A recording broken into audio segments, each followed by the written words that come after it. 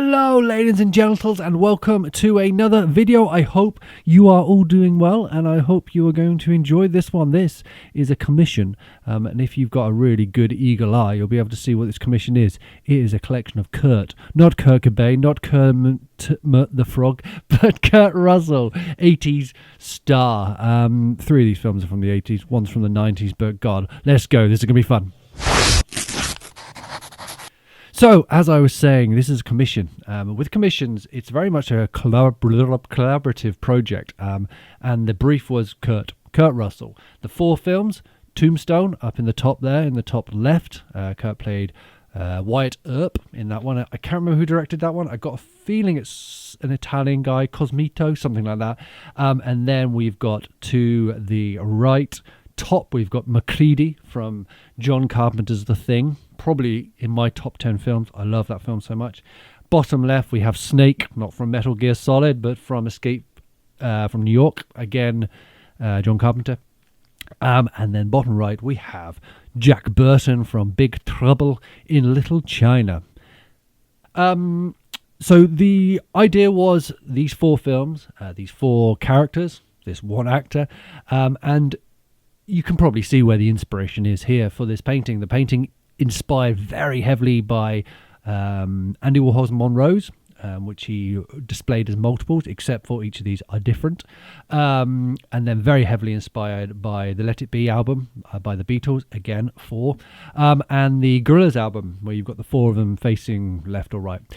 So we we gave them all their own quadrant, and then I painted each face in there. Let's talk about the faces and the colours. Originally, I wanted to do each face in a sort of a tonal range that would represent the film. So Snake from New York was going to be all very dark. Jack from Big Trouble was going to be much brighter, pinks and yellows and reds. And then we'd have Wyatt Earp from Tombstone in sort of sepias. The film's not sepia, but sepia to me is very cowboyish. And then Macready from The Thing in blues. But, and this was what I was very passionate about this painting, to make sure it didn't happen, I didn't want it to look like it was four paintings all stuck together, if you like four postage stamps stuck together. And that's what was happening when I was doing the designs and making all of them in a different colour. So we decided that we'd bring them into monotones. Monotones are much easier to control, and then we'd add the colour burst into the background. And you'll see the background right near the end, and that background is very heavily inspired by Andy Warhol and his Monroes. And in fact, the four colours I picked are roughly four colours I picked from a version of the Monroes that he displayed. So having greys, I mixed these. Let's go to the mix. So how I did this, I got 4 or 5 pots. I have my middle grey, which is a stock bought grey, and then I mix up and down, adding white to mix down, and then adding black to mix up, or the wrong way around. You know what I mean, don't you? Yeah. White to make it lighter, black to make it darker. The white was to make it lighter, and the black I used a carbon black opposed to Mars black. Mars black gives it more of a bluey tinge, and I wanted it to be very flat. So each of the faces, even though they're all going to be in the same shade of greys and blacks and whites, I wanted each of them to have their slight reflection of the film. So Snake was going to be a lot more darker shades. As you can see, there are a lot more blacks. This first grey, the second grey, a lot darker. Jack, more of a brighter film, obviously more of a brighter character, more of a dumb character. He was going to have a much brighter colour palette, so the greys would be less dark and build themselves up. And shall I just talk about him quickly? We were very passionate to do this gormless look that Jack has in the film. This, when he's got the lipstick on his face, which we'll come on to later. Which is very different, because if you paint a lot of portraits, and I have painted many portraits, you nearly always paint a portrait of someone looking good, looking sexy, looking cool, looking badass.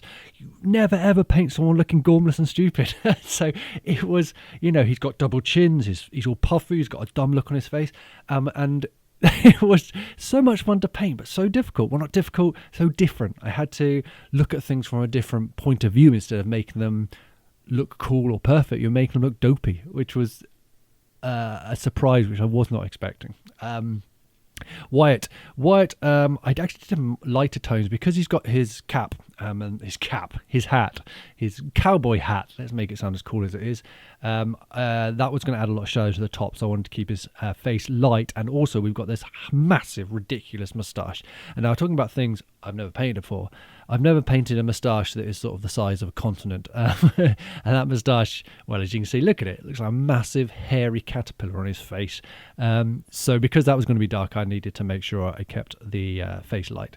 And then we're going on to Macready. Macready is definitely my favourite of these guys. And I actually made him too detailed when I first drew him. He looked out of place because of how much detail I was adding to him, because of his beard and his hair. And I think because of my love of the character, I subconsciously did more to him. And as you noticed here, I've jumped back down to these guys, and that's because I wasn't very sure about my tonal range here, the mixes I'd done. So I thought if I go down to these guys and I put my tonal mix in and get all the range of colours on here, let me see, 1, 2, 3, 4, 5 tones. On the faces, where it's easy to repaint if needs be, opposed to on hair, where it's lots of little fiddly detail bits, which is much harder to paint, more time consuming to repaint. So I just make sure I got them right here. That's why I jumped from Macready down to Snaky, down to Jackie, up to Whitey, boo. Right, let me try to think of something interesting to say. I've covered the paint, haven't I? Yeah, and we've covered, oh, we're going back a bit. We're going to Wyatt. Yeah, so the films, if I pause and you just hear music in this, it's because I either ran out of breath or passed out or I couldn't think of anything interesting to say. I'm trying to think of stuff to say, but I'm just painting grey, aren't I? The nose, that was a challenge. For me, if you've seen a lot of my paintings, my saving grace is always my black layer. And when I come to the black layer, all of this starts working. And when I watch these videos back sometimes, I think, whoa, that looks awful. What are you doing? I mean, that nose looks wrong. What's going on? When I'm painting, I don't think about that. It's when I look back and realise that sometimes it looks very bad or wrong before it gets correct. And the thing about doing commissions is I always send updates, and sometimes I'm a bit worried because the updates may not look very good because they've not got to the bit which makes it work and pop. Anyway, let's get down to Macready and his ridiculous massive beard. As I said, I went over the top with this one, and I had to scale it back. The hard thing about Macready here is that he's got very little face showing. He's a lot of hair, a lot of sunglasses, a lot of beard. So I had to make sure I kept all them dark, and then had his nose, his chin, his cheeks, and a little bit of his forehead light. So he didn't look too shadow compared to the rest. And that is, of course, if it is really him. Oh, funny jokes. I love that film. Do you love that film? I love all 4 of these films, actually, which is quite rare. I'm a big Carpenter fan, but The Thing is just wicked. Let's stop rambling about that. So, where are we? We're finishing off the greys now. So I'm nearly finishing the base colours of the whole painting. I'm doing this a wee bit different how I'd normally do paintings, going a bit backwards. So now I'm going in with my, this is a paint pen, a Posca paint pen, I believe. Yes, it's Posca. And here I'm adding a lot of black, a lot of detail, outlining a lot of them. And you'll see why I'm doing this in a minute when I get to the next stage. I don't normally do this at this stage. This is always the thing I do last of all. But this time I didn't. I had to see the balance. And as you can see, things that are going wrong. The neck was wrong. I, for some reason, didn't see that until I put the black in. The black was very important here on Snake because he is a lot of shadow. As you can see, just adding this little bit. Oh, there's his chin. There's the shadow. There's the shape of his face. All making sense. There's his hair. Without it, again, it wasn't working. So I'm doing this black before I'm even close to finishing the paint. What's there's like another 9 minutes left on the video. So if you're still here, congratulations. Give yourself a pat on the back. I need to do this for when I do this background in a minute to get the colour balance right, and you'll see that in a minute. All I'm doing is cross-hatching, which is my style, which is very much left over from years and years of reading Marvel comics in the 90s and Jim Lee, and all those guys, and they're cross-hatching Steve Ditko, and that's why I do a lot of cross-hatching. I've tried every other type of line to do a shadow, but I just love a good cross-hatch. So we are not doing a huge amount to all of them, but giving them more structure. This structure is important because we're coming on to the background. The background is going to be done in a very specific way, and you will see that any second now, I hope. I'm looking at the video, I'm seeing the timeline going. No, I'm not quite there yet. Okay, we got this last bit. I'm such a pro. I hope you're enjoying this video. I mean, this painting was just so much fun. Look at it. It looks cool right now. It could be done. We could say, that's it, right, we're done. No worry about it. Let's do any more. No more. Stop. We're done. But we're going to keep going. And in a minute, you'll see what we're doing next, if I ever get there. Do you like my scrunchie? My girlfriend hates the scrunchie. She says I should never wear a scrunchie. So, you know. Do you like the scrunchie? Oh, come on, Steve, get on to the next bit. This bit's, we're done with this now. I'm just adding black and getting it to balance. I needed the weight in there, and normally I'd cut this bit. You don't normally see me doing all the full render because it's not interesting, but in this point it is very important to get this black in, because now we're going to this stage. We are masking to do the background. Now, masking is something that is incredibly time consuming, and here I am now going to spray the background, but I can't do all of them together because they will cross over. You have to mask one and then move the mask over, otherwise you're not going to get the line of the one beside, if that makes sense. So I'm doing Snake and McCready first, and then we're doing the masking. This is with a product called Frog Tape, which I use awful lot. I'm just putting it down, cutting around it, and this takes ages. This is a long process, but it's worth it. And you know, you get used to it. You go into a little bit of a trance. So I'm masking off the faces so I can spray, and then I'm getting a bit of cardboard and I'm cutting that to the shape, and then we're masking over. As you see me measuring there, great bit of measuring, and we're masking the full. I can't express how long it took to mask these things. I should have put a little clock beside it. Also, my beard growing until I got a McCready beard. Oh, that's what I couldn't find that blue card the other day. That's what I did with it. Okay, now we're going to the spray. I've actually picked up the spray paint, so I can tell you what colours there are. There, on McCready, we are using Psycho Pink by Molotov, and then we're going to another pink down there on Snake, and that is Joker Pink by 94. And then we are moving, this is the line, moving the lines up and down to the side. And then I'm using the yellow Frog Tape, which is just for delicates. It's good for if your paint might be a weeny bit wet. And then I'm using another brand. We're using gold for the blue, and that's called Sky Blue. And then the green, I can't keep up. That is 94 as well, and that is Guacamole Green, I believe. Did lots of test sprays. Oh, this bit. So you'll see me retaping this a few times.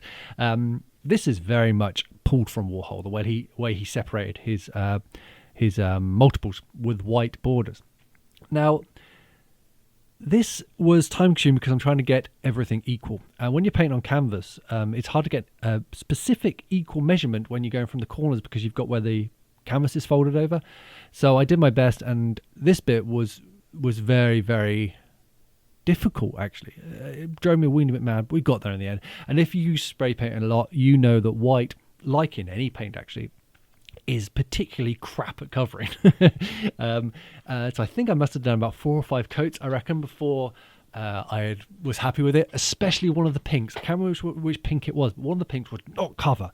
Oh, here's the reveal, the prestige. And this is when you think, oh, please don't have a big bit of paint, big bit of pink across his face. Please don't have Snake's eye patch bright pink. But it all worked out. I mean, you can still see there's some white there that where the tape and the painting haven't connected, but we shall cover that up in a minute for your render. Now I'm bringing the portraits down to the edge of the, what do you call it, frames? Yeah, the frames. Down here I did it with tape and used tape to mask off the line. Realised that's not really, absolutely pointless. I can paint really accurately, so I don't bother doing that after this and just used freehand, so it's much easier. So I'm bringing up to the borders. What I'm also doing here is now I can see the colours, I can see the white, and I can see how things are balancing. I can see how the colours are jumping, and the big thing I notice at this point is that it needs a lot. It needs brightening up. It needs a lot of brightening up. It needs brightening up. So I'm going to start adding a lot of white to all these characters. And we're doing another blackboarding. See, I'm covering up all those sort of little white bits where the tape was over, and just now. Oh, there you go. You know where it's gone about the nose? Perfect. See that? Just that little C shape, that backward C shape that's on the end of the nose, works, and that makes it a nose. And there you go. I'm touching it up without the tape this time, and adding the arm in, the shirt. And then adding white because, as I was saying, it was looking a weeny bit dark. even though the colours behind it were extremely bright, and they are very bright, especially the pinks, the face was taken over most of it, and there's too much black and too much dark grey. So by just adding the white, brings it all together. And now I'm doing the full render, which is what I normally do last, which I was saying earlier on with black. This is adding in, here we go, like you see on snakes, the strands of snake's hair. That's a tongue twister. And just adding a bit of white into his eye and highlights here and there, adding some white into his hair. I think I do anyway. Let me see. What am I going to do? Will I add white to the hair, or will I have forgotten? Yeah, here we go. So I'm lightening up Snake's face. Here's the white. Oh no, that's a lighter brown actually. Oh, grey, sorry. So I've added lighter grey and then some highlights again, just to bring them up. See, just those few little dots there on the side suddenly, in theory, make the background look brighter. And now we're going to our Gormless Jack. As well as the Gormless face, which was interesting to paint, I also had to paint a mullet. So I was very passionate about this mullet. And then you see he's got a proper mullet, like a proper bouffant flick, quiff mullet. And I wanted to make sure we got that in there. So I'm adding those little strands at the back. And then again, adding a lot of highlighting to his face. Him, Snake, and McCready all share the same light source. But Wyatt Earp's light source is coming from a different direction, which I wanted to have more of the same at first, but then it didn't quite work. They're all looking to the same side, so I decided to do that and have all the carpenters with the light one side and the non-carpenter without it. Now we're going out to McCready, just black really, lots and lots of black onto him, and now we are getting near the end. I mean, look at it. I'm so happy with this one. I'm adding this bit here. I remember painting this bit, thinking I'm so happy with this painting, and then I was dreading having to box it up and ship it. This went to America. America? Yeah, I won't drop the guy's name, but hi, person in America. We will call you Kurt. Hello, Kurt. Thank you for letting me paint this for you. It was such a pleasure. You can really see it coming together here. Adding a lot more white to make him pop, and his beard pop. And look at it. It's so cool. Oh, wow. I'm an egotistical maniac. I've managed to talk for most of this, haven't I? Have I spoke rubbish? Probably. Anyway, so I'm adding white to Wyatt's shirt again, just to balance out, and the white on his vest to mirror the white above. And now we're going to the little bit that I didn't want to do at first. I was not sure about it, but the customer, Kurt, convinced me to do it, and I'm so happy he did, because he was bloody spot on, absolutely fucking spot on, to add the lipstick mark on Jack's face. I thought it was going to be too juxtaposition, but it was right. It makes it funny, it gives it a pop, it gives it a comedy aspect, and I hold my hands up and say I was wrong. And here is the painting. There's the four of the guys, all looking very, very cool. Those colours are probably more representative of the background, much brighter. And there they all are. This painting was so much fun to do, and I hope you enjoyed the video and you managed to make it all the way to the end, because it was a long one. Thank you for watching this video. Take care, and I shall see you in the next one. Bye!